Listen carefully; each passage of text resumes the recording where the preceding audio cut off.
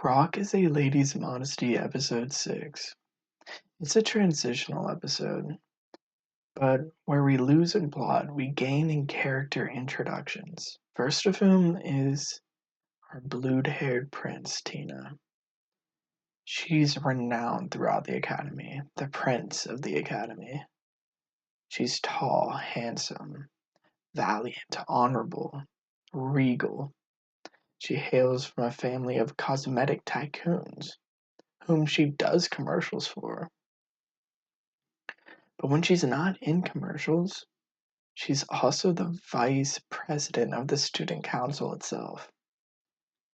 But don't let this fool you. All of this high esteem is but a highly, highly calculated persona facade built over a lifetime. Because Tina might as well not exist.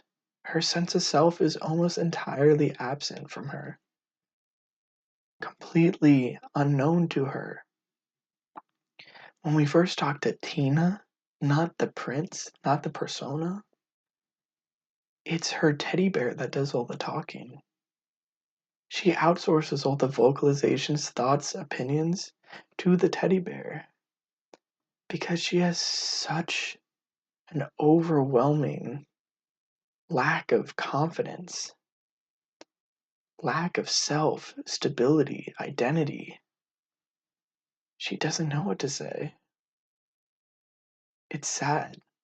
From a young age, from the time she knew, became sentient at all, she was placed, burdened with expectations, beliefs, perceptions, wants, desires of those around her, and she spent her entire life creating this persona based on others, not herself. So Tina doesn't know what she wants. She doesn't know who she is. She doesn't have the faintest.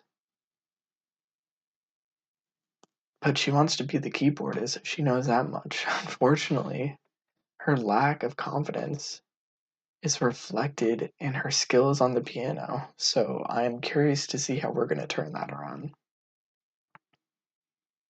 But we also get introduced to another character, Shiro, Otaha's ex.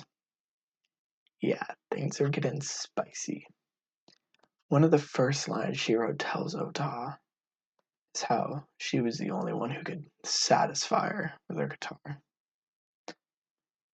Well, Otaha refutes this statement, claiming how enamored she is with Lily.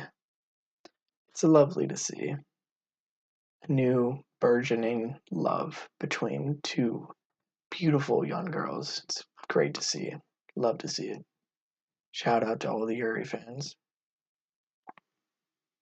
We don't get to see their dynamic play out too much, but Shiro represents much for Lilisa as a foil, as the antithesis, her shadow. The parts of her she suppresses, her true self, her authentic self, which Lilisa refuses to live out. But Shiro's the opposite. She comes from a noble sister school. She's a noble lady too, but look at her attire. She's fully garbed in the heavy rock attire. You can tell from a single glance her authenticity. She's not putting on a face, putting on a persona, pretending to be someone she isn't. She's not afraid to confidently be who she is, even if it's perceived as uncouth or unrefined. Yet Lily says the complete opposite. She has this unrefined, unclassy, plebeian birth, penchant personality, a passion ready to get out into society, but she must hold back. And she does, for the sake of others. She's similar to Tina in that regard. Bettina is the representation of someone who's done that their entire life, while Shiro represents someone who is being themselves regardless of societal mores, norms. How is she going to battle with that? We also find out the guitar pick which Lilisa was gifted from Otaha was initially gifted to Otaha from Shiro. I believe it's a symbol of her heart, her love for Otaha, for music. Because as the heart pumps blood and gives life to the body, the guitar pick gives life to the guitar itself. Without it, you're not making any sound. So when Otaha gave Lilisa that guitar pick, well, she found it, but then she gave it to her.